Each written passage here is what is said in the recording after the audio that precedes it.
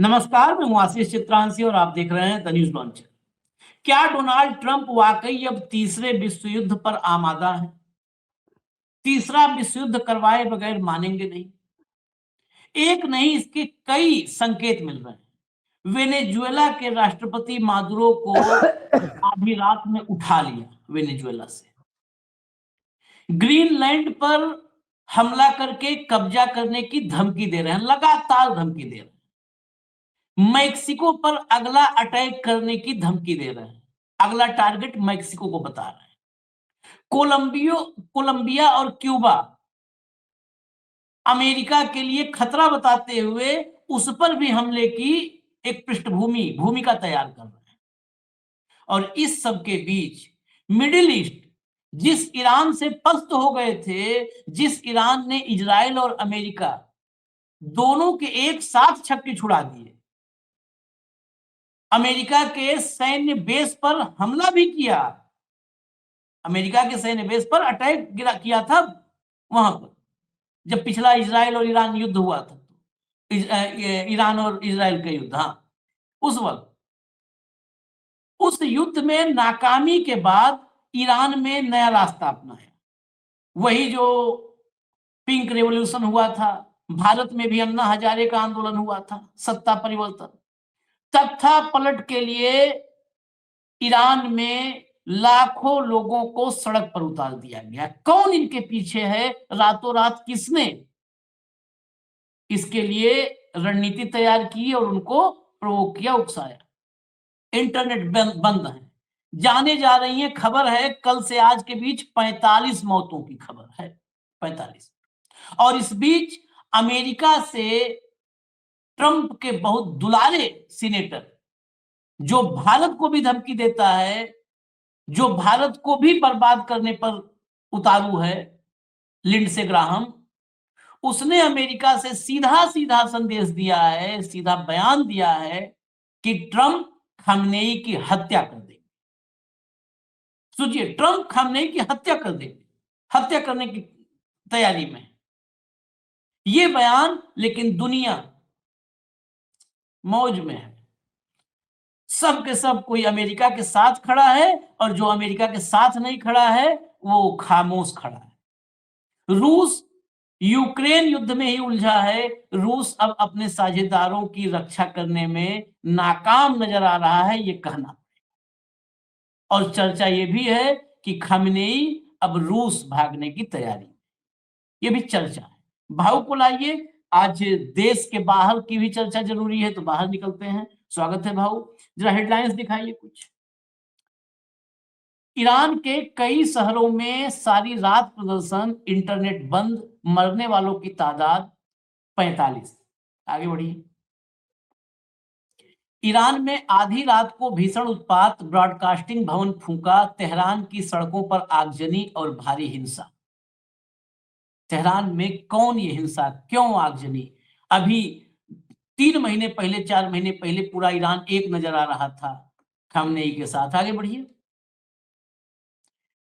Trump तुम्हें मार डालेंगे, मुस्लिम मुल्क के सबसे बड़े लीडर को अमेरिकी नेता की धमकी। अब जरा अंदर चलिए। ट्रंप तुम्हें मार डालेंगे। रिपब्लिकन पार्टी के नेता लिंडसे ग्राहम ने ईरान के सर्वोच्च नेता अयातुल्लाह खामेनेई को जान से मारने की धमकी दी है। उन्होंने कहा कि ट्रंप अयातुल्लाह की हत्या करने वाले हैं। उनका यह बयान ऐसे समय पर आया है जब ईरान में मौजूदा शासन के खिलाफ सड़कों पर विरोध प्रदर्शन चल रहा है। लोग आर्थिक हालात, सरकारी नीतियों और महंगाई जैसे मुद्दों पर भड़के हुए हैं। आगे बढ़िए। ग्राहम ने कहा कि ईरान के लोगों, हम आज आपके साथ खड़े हैं, हम आपके साथ हैं ताकि आप अयातुल्लाह से अपना देश वापस ले सके, उस अयातुल्लाह से जिसने आपको मारा और दुनिया को आतंकित किया। हम आपके लिए प्रार्थना करते हैं, हम आपका समर्थन करते हैं। Donald J Trump Barack Obama नहीं है, आपको उनका समर्थन हासिल है। अयातुल्लाह के लिए आपको समझना होगा कि अगर आप बेहतर जिंदगी की मांग करने वाले अपने लोगों को मारते रहेंगे तो डोनाल्ड जे ट्रंप आपको मार डालेंगे। अयातुल्लाह और उनके गुंडों के लिए अगर आप ट्रंप की बात को अनसुना कर अपने लोगों को मारना जारी रखेंगे तो आपको मौत की नींद सुला देंगे। चलिए जब विजुअल्स कुछ है, हाँ ये देखिए ट्रंप, वो तो लिंडसे ग्राहम ने कहा, ट्रंप भी चेतावनी दे चुके हैं, अपने ट्रूथ सोशल पर लिखा कि अगर ईरान गोली चलाता है और शांतिपूर्ण प्रदर्शनकारियों को मारता है जो कि उनका रिवाज है, तो अमेरिका उन्हें बचाने आएगा, हम तैयार हैं। बिल्कुल साफ है, ट्रंप का बयान हो तो लिंडसे ग्राहम का था। जरा विजुअल्स दिखा दीजिए, कुछ थोड़े विजुअल्स दिखा दीजिए। ये ईरान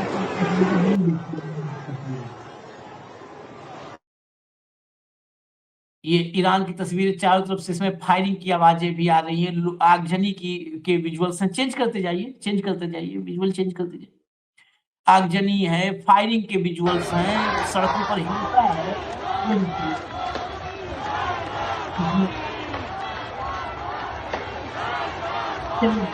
अगला अगला अगला बस बस बस खाली झलक दिखा दीजिए। अंतरराष्ट्रीय स्तर पर ये 2026 बड़ा, इसके संकेत अच्छे नहीं है। Venezuela, Iran, Mexico, Colombia, Cuba, Greenland सब के सब टारगेट पर हैं। ये विजुअल देखिए।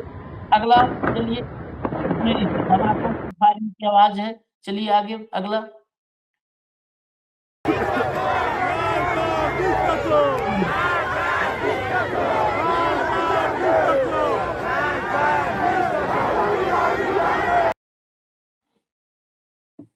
ये तस्वीर ईरान से अलग अलग जगहों से आ रही है। भाऊ ये संकेत अच्छे नहीं। सबसे बड़ी बात है कि हम लोग वर्ल्ड ऑर्डर की चर्चा बहुत पिछले 6 महीने से कर रहे हैं। अब तो लग रहा है कोई ऑर्डर ही नहीं रह गया, खाली वर्ल्ड ऑर्डर को ट्रंप ऑर्डर में बदल दिया जा रहा है। अगर वेनेजुएला, क्यूबा, कोलंबिया, ईरान इन सब का पतन हो जाता है, तब कौन बचेगा? सिर्फ चीन और रूस, और कौन बचा?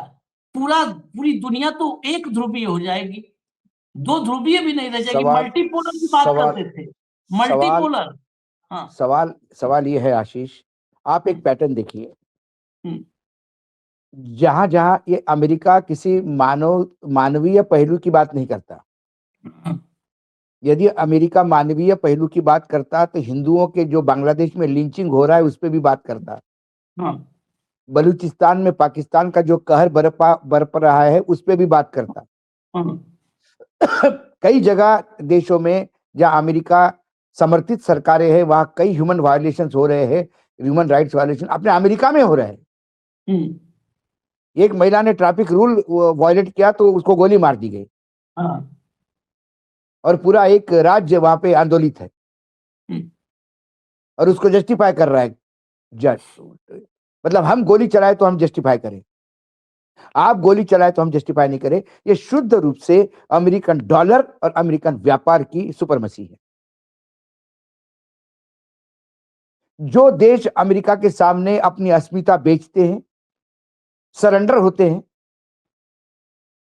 वो देश अमेरिका के लॉबी में माने जाते हैं। अमेरिका उनके कितना भी कुशासन हो उसको प्रोटेक्ट करता है। पाकिस्तान में जितना वायलेशन हो रहा है ह्यूमन राइट्स का, कहीं नहीं हो रहा है। जो महंगाई ईरान में है उससे कई गुना ज्यादा महंगाई पाकिस्तान में है। लेकिन पाकिस्तान की सरकार ने पूरी पाकिस्तान की इज्जत से लेके अस्मिता को लेके सब अमेरिका के चरणों में रख दिया है। तो ये पाकिस्तान जो कई जगह आतंकी सप्लाई करता है, वो पाकिस्तान उनके लिए सबसे नजदीकी दोस्त हो गया, क्योंकि व्यापार ज्यादा है, पाकिस्तान से कमाई हो रही है, निजी परिवार की भी कमाई हो रही है, राज्य की भी कमाई, देश की भी कमाई हो रही है। तो आप पैटर्न देखिए, बांग्लादेश की नई सरकार सरेंडर हो गई, पुरानी सरकार ने अमेरिका को माना नहीं, सरकार उखाड़ के फेंक दी। वही नेपाल, वही लंका, पैटर्न देखिए। और इसका पैटर्न भी एक है, वेनेजुएला से लेके ईरान तक। पहले उनके ऊपर आरोप लगाओ, किसी को परमाणु, किसी पे ड्रग, किसी पे क्या मास डिस्ट्रक्शन के हथियार इराक पे लगाए थे। हाँ। अपने भारत में जैसा ईडी काम करता है वैसा। पहले आरोप लगाओ, उनको प्रताड़ित करो, उन पे सैंक्शंस लगाओ, उनकी आर्थिक स्थिति को कमजोर करो, फिर देश में महंगाई बढ़ती है। महंगाई बढ़ते से ही उस देश के जनता को उस सरकार के खिलाफ भड़काओ, बदलाव करवाओ, अपने प्यादे बिठाओ, उस देश के मिनरल्स पे, उस देश की सभी चीजों पे कब्जा करो, पैसा कमाओ। जो एक जमाने में ईस्ट इंडिया कंपनी से शुरू होकर ब्रिटेन तक गई थी, ये उसी इतिहास को दोहरा रहा है। यूक्रेन के साथ प्रेम नहीं है उनका कोई। हमने देखा यूक्रेन के सारे मिनरल्स पे अपना कब्जा कर रखा है। वेनेजुएला की जनता के साथ प्रेम नहीं है। वेनेजुएला के सारे पेट्रोलियम प्रोडक्ट, पेट्रोल, पूरा ऑयल रिजर्व अपने कब्जे में कर लिए हैं। ईरान का भी तेल ये अपने कब्जे में कर लेगा, इराक तो कर ही लिया है, अब ईरान भी। ये सारे देश जहां अमेरिका कहती है कि वहां शांतिपूर्ण गोली चलाओगे तो हम आ जाएंगे, वो सारे देश पेट्रोल डीलर डॉलर पे नहीं बेचते। ये सारे लोग लोकल करेंसी पे सेटलमेंट करते हैं। कोई युआन में बेचता है, कोई चीन के करेंसी अपने उसके साथ चला जाता है, यान के साथ। भारत के साथ रुपए में भी व्यापार करने को तैयार है। 1974 में जो पहला हेनरी किसिंजर ने एग्रीमेंट किया था सऊदी अरेबिया के साथ कि सऊदी अरेबिया तेल बेचेगा तो सिर्फ डॉलर में बेचेगा और किसी करेंसी में नहीं, और पूरे विश्व के लोगों को डॉलर इकट्ठा करना जरूरी हो गया था। अमेरिका डॉलर छाप रहा था और पूरा विश्व उसके लिए काम कर रहा था। उसके लिए आप पैटर्न देखिए, सद्दाम ने कहा कि हम डॉलर में नहीं, हम यूरो में बेचेंगे। जब यूरो आया तो अमेरिका ने इंग्लैंड पे इतना प्रेशराइज किया कि यूरो की परिकल्पना इंग्लैंड ने रखी थी, लेकिन इंग्लैंड यूरो का मेंबर नहीं बन पाया। सद्दाम हुसैन ने कहा था कि हम यूरो में माल बेचेंगे, वहां बोले केमिकल वेपन है, मारो उसको। फिर डॉलर पे धंधा आ गया। कर्नल गद्दाफी गोल्ड डिनार उसने इंट्रोड्यूस किया था, हम गोल्ड डिनार इंट्रोड्यूस उसमें बेचेंगे थे। नाटो ने कर्नल ये लीबिया पे हमला किए, कर्नल गद्दाफी खत्म हो गया, फिर वो डॉलर पे लेके आए। ईरान डॉलर पे नहीं बेचता माल, अब नंबर ईरान का है। जितनी ईरान में हत्या होने पे ये आंसू बहा रहे हैं, उससे ज्यादा तो लोग भारत में रोड एक्सीडेंट में मरते हैं।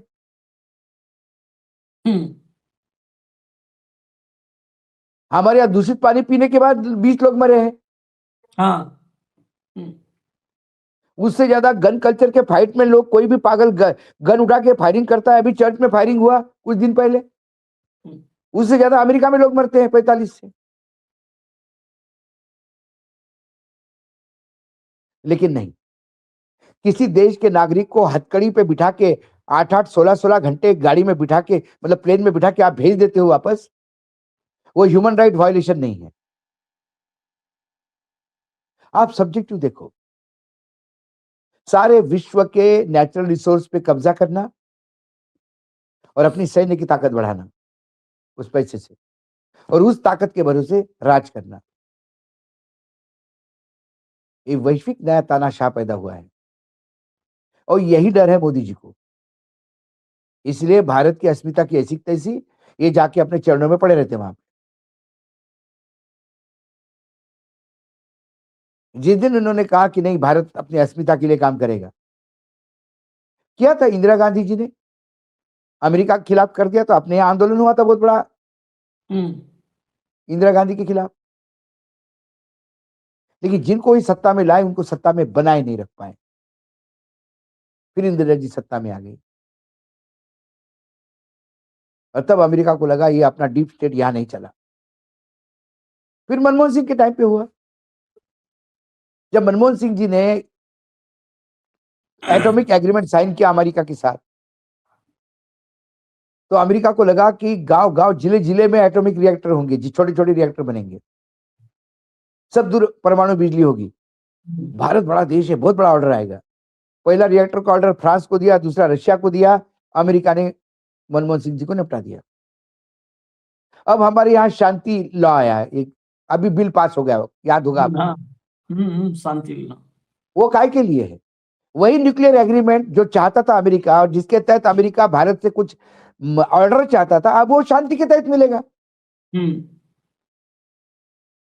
रिलायंस वाली कंपनी टाइप कर लेगी किसी विदेशी कंपनी के साथ, और हर राज्य में परमाणु रिएक्टर लगेंगे। एक्सीडेंट हो गया तो लोग मरेंगे।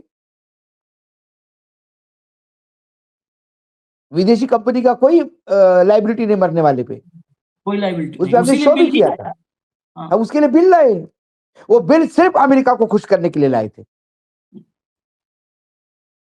इस देश की जनता कब समझेगी, ये समझ के परे है। हम ऑलरेडी अमेरिका का ऊपर निवेश हो चुके हैं। We are a colony of America now at present. China, तुर्की, अजरबैजान, रशिया, ईरान, ब्राजील,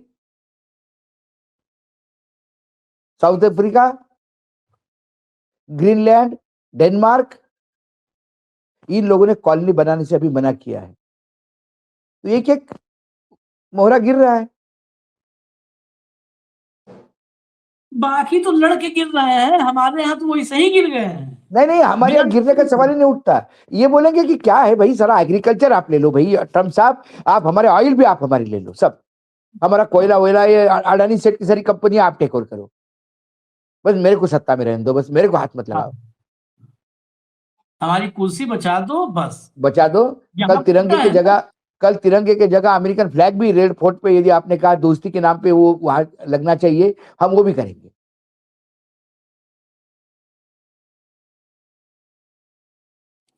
लेकिन ईरान की स्थिति बहुत चिंताजनक जो दिख रहा है, और इसमें सबसे बड़ी जो ईरान में देखिए, ईरान के शाह भागे तो कहाँ भागे थे? अमेरिका भागे। हाँ, वही से उसी को तो फेस बनाया गया है। रजा पहलवी जो क्राउन प्रिंस है, उसी को रजा फेस बनाया पहलवी, गया है। उसी क्राउन प्रिंस को फेस बना करके ये कहा जा रहा है, लोग ये कह रहे हैं, जो खबरें छप रही हैं हमारे यहाँ भी मीडिया में, बहुत सारे लोग यही छाप रहे हैं कि रजा पहलवी क्राउन प्रिंस के आह्वान पर ये सब लोग उतरे हैं। अरे जिस रजा पहलवी को अभी इतने दिन में कोई एक चॉकलेट नहीं देने गया कि ईरान से एक चॉकलेट भिजवा रहे, कैडबरी खा लो, किसी ने कोई उसके नाम भी, अरे बाबा, आज ईरान में क्रांति हुए सालों हो गए, राज परिवार ईरान से भागा सालों हो गए, कभी कोई नाम, कभी जिक्र। 26 और 21 47 साल हो गए, 47 साल हो गए। 47 साल में कभी उसका जिक्र, कभी उसने कोई बात कही, कभी कोई उसने वहां से कोई अपील की। एकाएक वो जिंदा हो गया, क्योंकि वेनेजुएला के बाद अब ईरान का नंबर है। अभी ग्रीनलैंड पे हाथ नहीं डालेगा वो,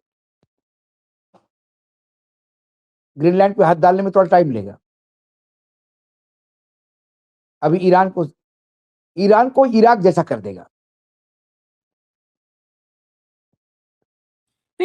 अब लेकिन हम जो विश्व की स्थिति देखिए, वेनेजुएला के पास से रशियन जहाज को उसने जब्त किया।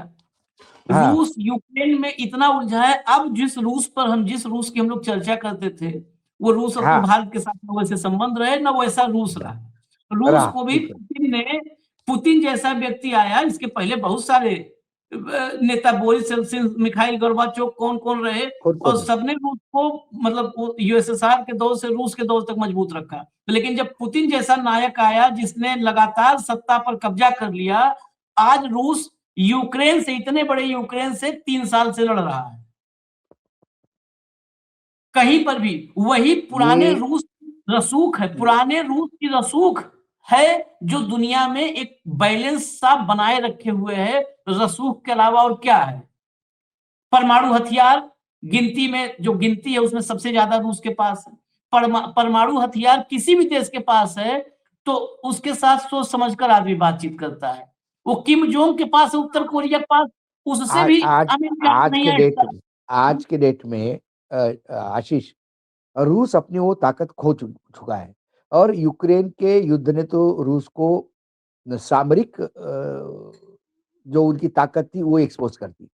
लेकिन आपको ये भी नहीं भूलना चाहिए कि एक नई ताकत उभर के सामने आई जिसका नाम चाइना है, हाँ, जो पैसे से, मिलिट्री से बहुत ताकतवर है।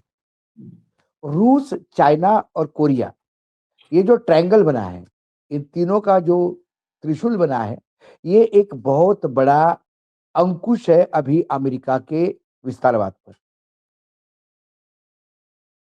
क्योंकि मैंने अभी चीन के एक प्रवक्ता की वो क्लिप सुन रहा था, उसमें उसने कहा कि अमेरिका हमारे बारे में सोचने के हमारे बारे में कुछ सोचने या हमारी तरफ आंख उठाने के पहले जरा देख ले, हमारी मिलिट्री परेड जो हुई थी उसमें हमने क्या क्या एक्सपोज किया था। उसपे उन्होंने कहा कि हाइड्रोजन बॉम्ब सिवाय अमेरिका, हम भारत मतलब चाइना के किसी के पास नहीं है। हमारे पास ऐसा सिस्टम है जो एट अ टाइम 64 एटॉमिक और एक hydrogen bomb at a time launch कर सकते हैं। 20 मिनट के सप्लाई, 20 मिनट में विश्व का कोई कॉन्टिनेंट नहीं है जो हमारे टारगेट पे नहीं। 20 मिनट, और ये सारे के सारे कोई इंटरसेप्ट नहीं कर सकता कोई भी सिस्टम, फुल प्रूफ है। तो अमेरिका सोचे हमारे बारे में आंख उठाने के पहले। नहीं, वो तो बिल्कुल साफ चीन की तरफ से कहा गया कि हम पहली गोली नहीं चलाएंगे लेकिन दूसरी गोली चलाने का मौका नहीं देंगे। मौका नहीं ये देंगे। अमेरिका वी विल नॉट पहली हम फायर नहीं द फर्स्ट चलाएंगे, बुलेट। लेकिन दूसरी उन्होंने कहा कि हाँ, we will not fire the first bullet but we will हाँ, make sure you don't fire the second bullet. हाँ, लेकिन उसमें एक स्थिति पर जरूर दुनिया को अब सोचने की जरूरत है कि जिस तरीके से अमेरिकी साम्राज्यवाद है, चीन अपने डेवलपमेंट में मतलब खुद को और ताकतवर बनाने में लगा हुआ है, लेकिन अमेरिका एक तरफा अमेरिका चीन से नहीं पंगा लेगा डायरेक्ट, हाँ, डायरेक्ट नहीं लेगा, लेकिन इनडायरेक्ट को भी रोकना पड़ेगा ना, इनडायरेक्ट को भी रोकना पड़ेगा। इनडायरेक्टली भी अभी मुझे लगता है कि जिस हिसाब से अमेरिका ने अपने सारे मिसाइल तैनात किए और एक किसी एस्टेब्लिशमेंट पे फायरिंग भी हुई है, कुछ मिसाइल हाँ, भी दागे है रशिया ने हाँ, अमेरिका के किसी एस्टेब्लिशमेंट पे, तो उससे हड़कंप तो मचा है वर्ल्ड वॉर का। दूसरी बात है, अमेरिका भी क्या वर्ल्ड वॉर जाना चाहती है? अमेरिका भी क्या एक तीसरा विश्व युद्ध चाहती है? और तीसरा विश्व युद्ध अमेरिका भी क्या झेल पाएगी? उसमें अमेरिका का कितना नुकसान होगा? इसलिए अमेरिका में अंदरूनी विरोध बहुत तेज हो गया है इसको लेके। बहुत सारी खबरें हमारे यहाँ अमेरिकन मीडिया दिखाते नहीं, लेकिन नहीं दिखा। इंटरनेशनल मीडिया जो हम लगातार ऑब्जर्व कर रहे हैं, हमने देखा कि अमेरिका में फिल्म फ्रेटर्निटी से लेके एक-एक सिविल सोसाइटी से लेके एक-एक राज्य में अब उनकी खुद के पार्टी के लोग भी बोलने लगे हैं कि ये पागलपन सवार हो गया इस आदमी पे। वहाँ की लेकिन कई न्यायपालिका अभी भी उस वहाँ की न्यायपालिका अभी भी एक अंकुश के हाँ, रूप में ट्रम्प को रोके है कई जगह पे। वहां लोकतंत्र की जड़ें काफी गहरी हैं, बहुत गहरी हैं, इसमें कोई डाउट नहीं है, लेकिन एक बात कार्यक्रम के आखिर में फिर भी एक बात सोचना होगा, कमजोर देश और मजबूत देश, इन दोनों पर अगर कोई मूर्ख शासन करने आ जाए, सत्ता अरे लोलुप अरे कुर्सी का लालच में, तो एक कमजोर देश को तो वो खा जाता है, चाट जाता है, उसका भी हमारे एग्जाम्पल हमारे दुनिया देख रही है। हमारे हमारे कहावत है हिंदी में, बंदर के हाथ में यदि वस्तुरा लग जाए हाँ, तो वो किसको घायल करेगा ये पता नहीं, वो खुद को भी घायल करेगा, खुद को भी काटेगा ये भी पता नहीं। हम्म, तो ये बंदर तो के हाथ में वस्तुरा कई जगह लग चुका है, कई देशों में लग चुका है। कई देशों में एक और ये बंदर विकासशील जो उछल दुनिया हाँ, देख रही है नहीं कि नहीं एक नहीं नहीं नहीं ऐसा मिल रहा है वहां पर विश्व गुरु की उस विकासशील देश को चौपट किए पड़ा है। नहीं, बस बस बस एक बस मिल गया वहां पर अमेरिका में बड़ा खतरा भाऊ पता है क्या, बस एक लाइन में बड़ा खतरा यह है कि डोनाल्ड ट्रंप की कुर्सी, जो अभी आपने जिस बात को कहा, वही बड़ा खतरा है कि उसकी कुर्सी असुरक्षित है। हाँ यही सुरक्षित बड़ा खतरा है दुनिया के लिए। उसकी कुर्सी सुरक्षित होती ना तो शायद दुनिया पर कम खतरा होता। उसकी कम खतरा कुर्सी होता। खतरे में है, इसलिए दुनिया खतरे में है, क्योंकि ऐसे सनकी सत्ता लोलुप व्यक्ति जब शासन में होते हैं तो अपनी कुर्सी बचाने के लिए अपने देश को झोंक देते हैं। उनको देश नहीं झोंक देते हैं। प्राइमरी ना, वो अपने जीते जिंदगी उस साइको एक होते हैं एक टाइप के, वो देश को भी झोंक देते हैं। हिटलर उसका बेस्ट महाभियोग एग्जांपल, हिटलर उसका एक बेस्ट एग्जांपल था। बेस्ट एग्जाम्पल था। इस पर महाभियोग का खतरा चल रहा है इस वक्त ट्रंप पर, और उसने अपने खुद अपनी स्पीच में बोला, उसकी क्लिप भी मेरे पास है, जिसमें उसने कहा कि अभी बहुत जरूरी है तेजी से चीजों को आगे बढ़ाना, क्योंकि ये लोग मेरे खिलाफ जो है इम्पीचमेंट लाने को सोच रहे हैं। तो हमें हाँ जो अभी अभी एक चुनाव होना है मिड टर्म, वहां पे कि हमें ये मिड टर्म चुनाव हर हाल में जीतना पड़ेगा, आप लोग सोच लीजिए, क्योंकि इसके अगर हम लोग नहीं जीते तो हम पर ये इम्पीचमेंट ला सकते हैं। तो जो व्यक्ति इतना डरा हुआ है, वह व्यक्ति देश को, दुनिया को युद्ध में झोंक देगा अपनी कुर्सी बचाने के लिए। ये सब खतरे हैं। खैर चलिए, इजाजत दीजिए हमें। ईरान में तख्तापलट से लेकर के और दुनिया में अशांति जितनी फैली हुई है, इस पर नजर रखने की जरूरत है। 2026 को लेकर के वैसे भी बहुत सारी आशंकाएं थी बहुत दिनों से, हम लोग उसको, बहुत सारी, हाँ, और वो ज्योतिष धीरे को धीरे हम लोग सामने बहुत आते हुए ज्यादा दिखाई नहीं, दे रही है, बहुत और ज्यादा नहीं सामने हम आते लोग, हुए हाँ, और सामने दिखाई दे रही है अभी वो। सामने दिख रही है। नास्ट्रेडमस से लेकर बाबा वेंगा तक के जो प्रिडिक्शंस थे वो 2026 को लेकर के बहुत ही भयानक थे।